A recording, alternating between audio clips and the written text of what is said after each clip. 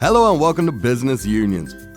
We all want to retire as soon as possible and enjoy life on our own terms. If I say that you can retire as early as 30 years old, confused?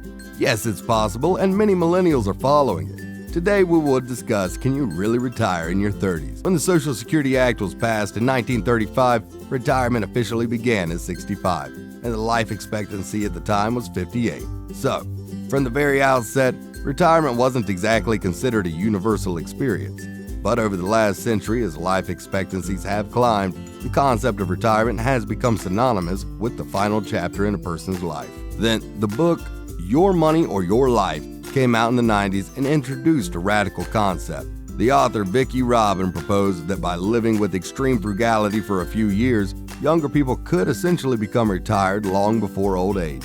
She claimed to have achieved financial independence in her 20s. Today, the phenomenon of financial independence at a young age goes by the acronym FIRE. It stands for Financial Independence, Retire Early, and is no fringe movement.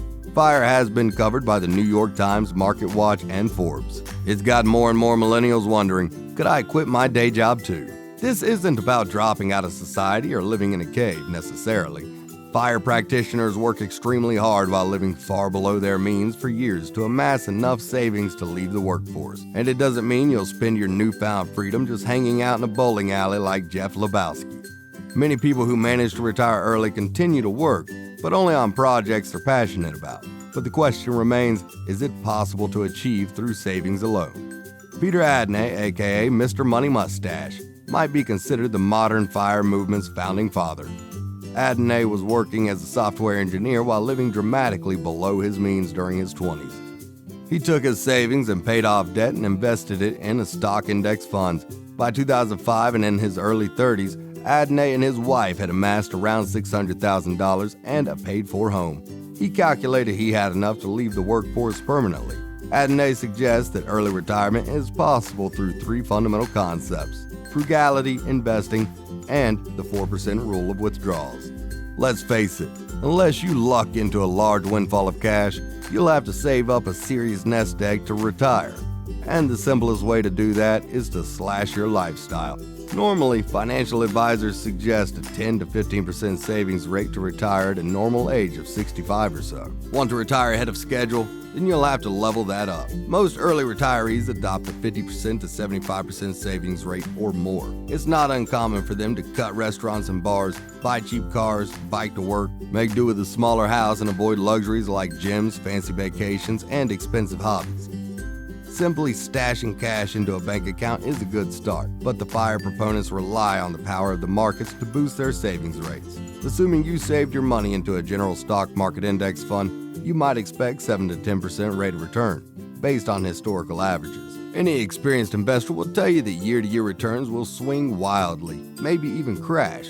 So that's where the third rule comes in. In 1998, a study by Trinity University concluded that a 4% annual withdrawal rate of your money in retirement should allow you to never outlive your money, even in a bad economy.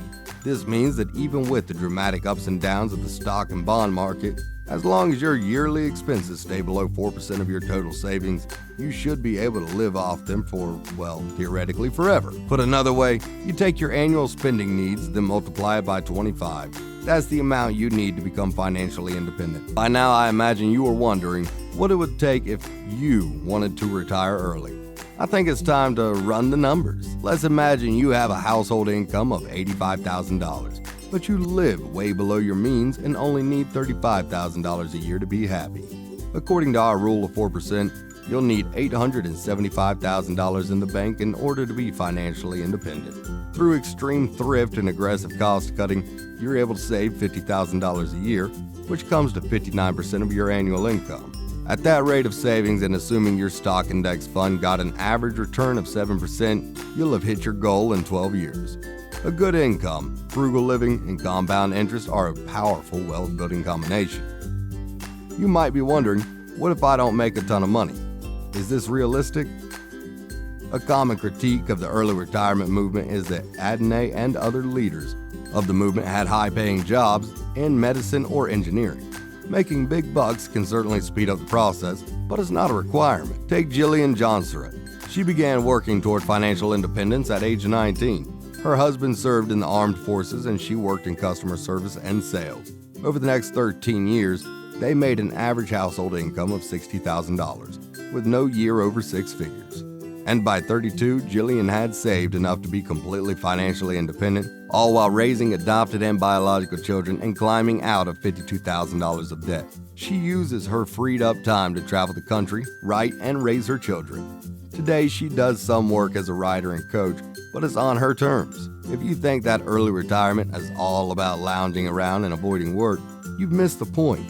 Instead, it's about taking an active step to replace a job you hate with work you love. And often finances are the biggest hurdle. As Adney says about the FIRE phenomenon, early retirement means quitting any job you wouldn't do for free, but then continuing right ahead with work in something that works for you, even when you don't need the money. And if you've already got a fulfilling job you love, congratulations. You already have the benefits of early retirement without having to save up for it. So, whether or not you want to sprint toward early retirement, the mindset of reducing your lifestyle, living simpler, and building a more rewarding work life is something we should all be aiming for. If you were to retire today, what would you do with your newfound freedom? Tell us about it in the comments. Thank you for watching, guys. Please subscribe, enable notifications, and press the bell icon.